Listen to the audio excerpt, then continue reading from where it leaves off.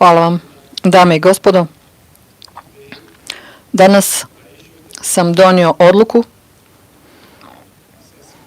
kojom se obustavljaju sve isplate budžetskih sredstava za finansiranje političkih stranaka SNSD i Ujedinjena Srpska. Sva budžetska sredstva za finansiranje političkih stranaka koja su namijenjena za Srpsku na svim nivoima vlasti u Bosni i Hercegovini, na državnom, entitetskom, kantonalnom, gradskom, općinskom i na nivou vlasti Brčkog distrikta bit će obustavljena i preusmjerena na poseban račun u Centralnoj banci Bosne i Hercegovine.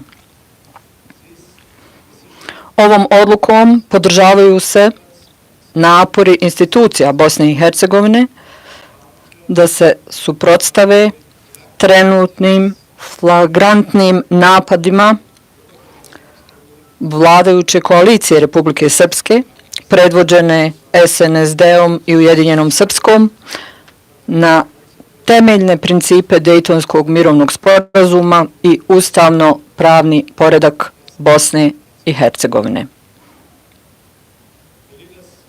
A rukovodstva SNSD-a i Ujedinjene Srpske prednjače u ovim antidejtonskim aktivnostima. Njihovo djelovanje je također u direktnoj suprotnosti sa njihovom deklariranom opredjeljenosti da se u potpunosti pridržavaju odredbi Dejtonskog mirovnog sporazuma, što je bio preduvjet za potvrđivanje ovih stranaka na općim izborima 2022. i lokalnim izborima 2024. godine.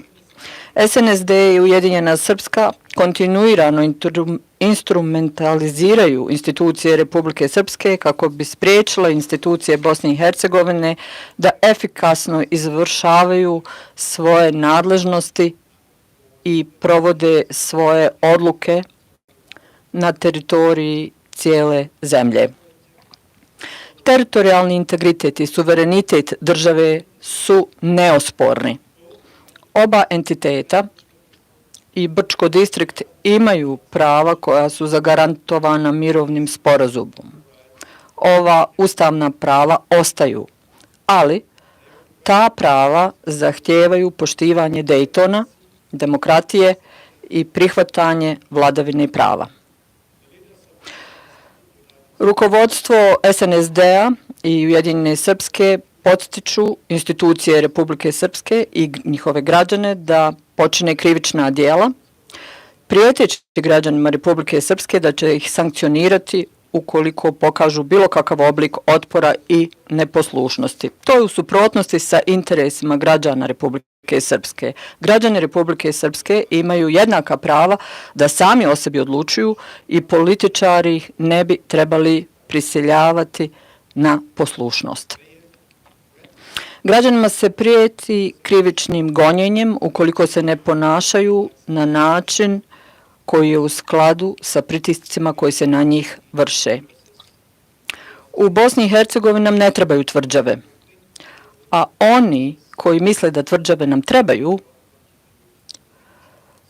ne rade u interesu budućnosti ove zemlje.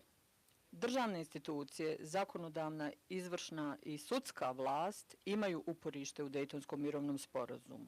Kako je propisano krivičnim zakonom Bosne i Hercegovine, svako nepoštivanje ove odluke koju sam donijela danas podliježe krivičnoj odgovornosti i može rezultirati daljnjim mjerama kako bi se spriječila opstrukcija Dejtonskog mirovnog sporazuma. Ova odluka stupa na snagu odmah kada ove stranke pokažu u potpuno poštivanje Dejtonskog sporazuma, razmotrit ću još jednom ovu odluku. Jer antidejtonsko djelovanje ima svoje posljedice. Međunarodna zajednica ostaje i dalje nepokolebljiva u svojoj podršci Dejtonskom mirovnom sporazumu i ustavnom poretku Bosne i Hercegovine. Zadržavamo sve potrebne instrumente da to osiguramo. Poštivanje Dejtonskog mirovnog sporazuma nije stvar izbora. A danas popodne otići ću do kampa Butmir gdje ću se sastati sa komandantom EUFOR-a, generalom Barbuom. Hvala vam.